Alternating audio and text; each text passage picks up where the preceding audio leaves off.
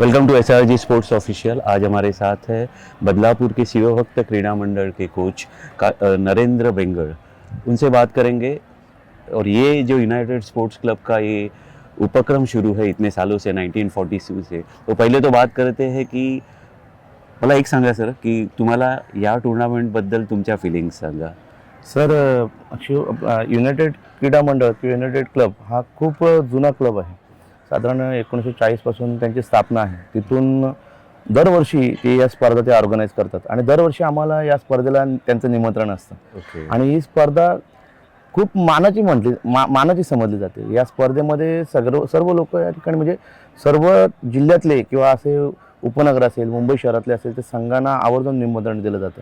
आणि विशेष म्हणजे ही स्पर्धा स्टेशनच्या जवळ असल्यामुळे या स्पर्धेला क्राऊड पण भरपूर असतो.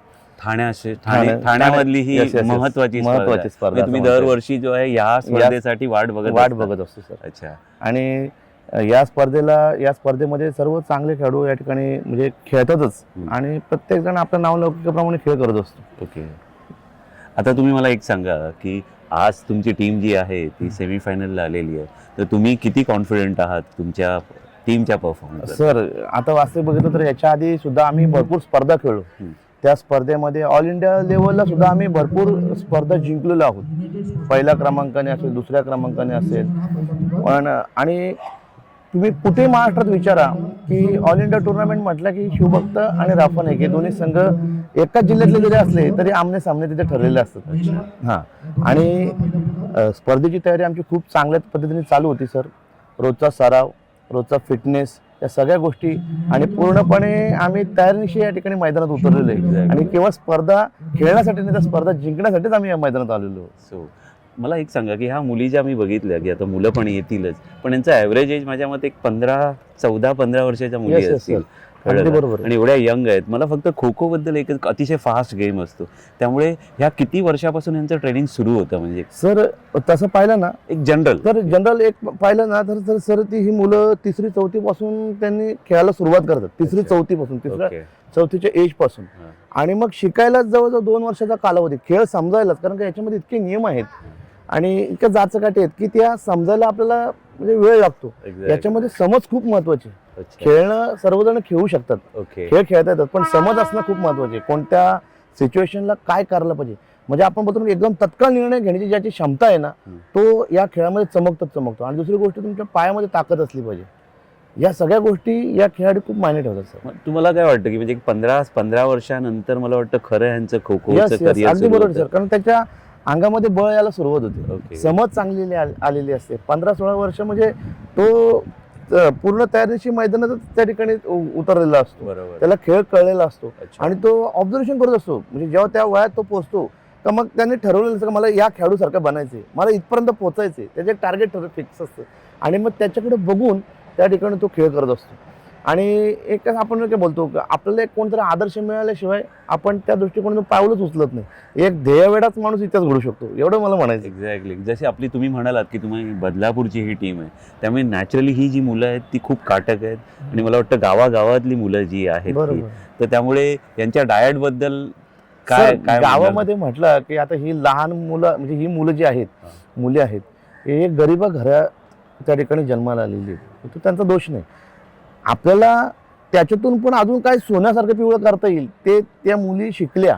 त्याने बाहेरचं जग बघितलं. स्पर्धेला जेव्हा ते बाहेर जायचे, बाहेरचं गेल्यानंतर त्या मुलींचा वावर, बरोबर नाही, शहरामध्ये आल्यानंतर त्या मुलींचा वावर, त्यांचं वागणं, त्यांचं बोलणं, त्यांना असलेली समज, या सगळ्याच गोष्टी त्यांनी स्वतःहून आपसुकच शिकल्या. आणि कोणत्या गोष्टी तक्रार नाही केली आईवडिलांकडे की मला हे पाहिजे. जे मिळालं त्याच्यातून ते म्हणजे हे करत गेले. आता वास्तविक घरामध्ये आपल्याकडे कसं असं भाजी भाकर या पद्धतीने तो त्यांचा डाएट, तो त्यांचा आहार म्हणून त्यांनी ते खाल्लं. पण मेहनत, सराव त्यांनी चांगल्या प्रकारे केली. त्यांच्या आईवडिलांना पण माहीत झालं का आपल्या मुलांना काहीतरी दिलं पाहिजे आपण. मग आहारामध्ये त्यांनी दूध आणलं, खजूर असेल तर खजूर आणले. त्यांना कुठं कमी पडू नये याची त्यांनी दखल घेतली. रोजचा सरावासाठी घरी न थांबता बाबा त्या मुलांना सरावासाठी धाडलं. या सगळ्या गोष्टी त्यांच्यासाठी खूप प्रेरणादायी आहेत सर. जे काही नॅचरल आहे, नैसर्गिक आहे तेच ते आहे. ते त्यांचा आहार बांधला आणि त्या आहारातूनच ते पुढे आलेले. कोणत्या प्रकारचं डाएट नाही. पण एकदा तो एवढ्या वरच्या लेवलला गेला, एखादा उंची गाठली तर मग आपसुकच कसं होतं, स्पर्धेतून सहसा मुलांना आता नॅशनल गेम्स खेळतात ते मुलं, महाराष्ट्र नेहमी टॉपर असतोय, विनर असतोय. त्या मुलांना 7-7 लाख रुपये सरकार देते, शासन देते. त्या 7 लाखामधून काही मुलींनी आमच्या घरं बांधली, काही मुलींनी सर स्वतःच्या हिमतीवरती घरं बांधली, भावांची लग्न करून दिली. इव्हन असं नाही की स्वतःसाठी त्यांनी डाएट सुद्धा फॉलो केला. मग ते करता करता स्वतःसाठी नाही तर त्या बाकीचे काही खेळाडू आहेत आपल्या संघामधले, त्यांच्यासाठी त्यांना काय करता येईल ते पण त्यांनी पाहिलं सर. एक्झॅक्टली. मला एक सांगा तुम्ही की तुमच्या टीममध्ये आता तुम्ही कोचिंग करता एवढी वर्ष, तर किती प्रसिद्ध खेळाडू काहीतरी असतील ना? सर आता वास्तविक बघितलं ना तर आमच्याकडे 3 छत्रपती खेळाडू त्या ठिकाणी घडलेले आहेत. अच्छा. सलग 3 छत्रपती आहेत. आणि परत 2 मुली अशा आहेत, एक मुलगी अशी आहे की ती 2 मुली अशा आहेत की ती इंटरनॅशनल खेळल्यात. ओके. आता नुकतीच एक दिल्ली इथे वर्ल्ड कप झाला, रेश्मा राठोड ही वर्ल्ड कप खेळली. शासनाच्या नियमाप्रमाणे शासनाने जारी केला की जे वर्ल्ड कप खेळतील त्यांना 2.5 कोटी रुपये आणि एक आपण शासकीय सेवेत थेट नोकरी क्लास 1ची नोकरी त्या ठिकाणी देण्याचं त्यांनी ठरवलंय. पण अद्याप त्या गोष्टीपासून ते वंचित आहेत. अच्छा. ही एक शोकांतिक आहे. पण त्या ज्या मुली आहेत त्या मुली शासकीय सेवेमध्ये सुद्धा रुजू झालेल्या आहेत.